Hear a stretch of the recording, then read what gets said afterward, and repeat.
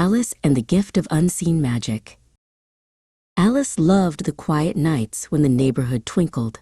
Her curly red hair seemed to glow under the Christmas lights. She loved the decorations, but she loved something even more: the true meaning of Christmas, celebrating the birthday of Christ Jesus. One afternoon, her parents called her downstairs. "We have a small gift for you, Alice," her father said. It was a beautiful box. Inside was a small girl elf with bright clothes. "Her name is Pip," her mother explained. "She watches over you for Santa, but you must never touch her or her magic will disappear." The next morning, Alice woke up and raced out of bed.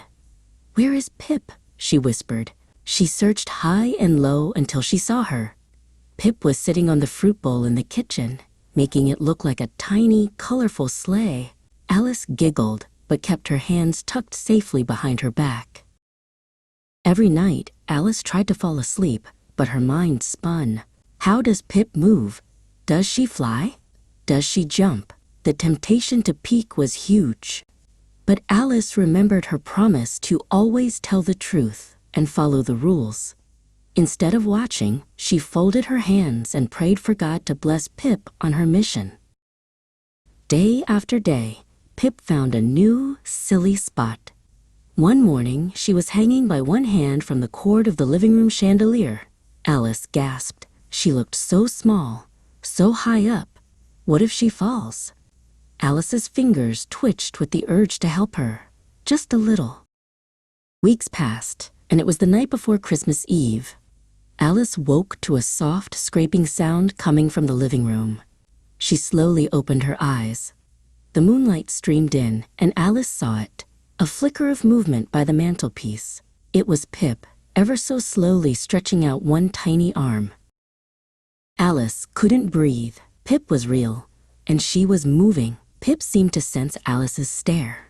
She froze mid-stretch, her eyes fixed on Alice. Alice's heart pounded. Just one tiny tap on her hat. A whisper in her ear urged, "No one would ever know." Alice looked down at her hands, remembering her mother's words, "Never touch or the magic will disappear." She also remembered her faith. Christmas wasn't just about the wonderful things you could see, like gifts or moving elves. It was about trusting in the wonderful things you couldn't see. Alice took a deep, quiet breath. She didn't reach out. Instead, she gently whispered a prayer of thanks for the magic she had just witnessed and for the spirit of Christmas. Then she closed her eyes tight, giving Pip her privacy and her trust. When Alice woke up on Christmas Eve morning, Pip was gone from the living room, but waiting on her bedside table, next to her favorite Bible, was a small, perfectly folded note. Alice carefully unfolded the paper. In tiny, elegant writing, it read, "Thank you for believing. Merry Christmas, Pip."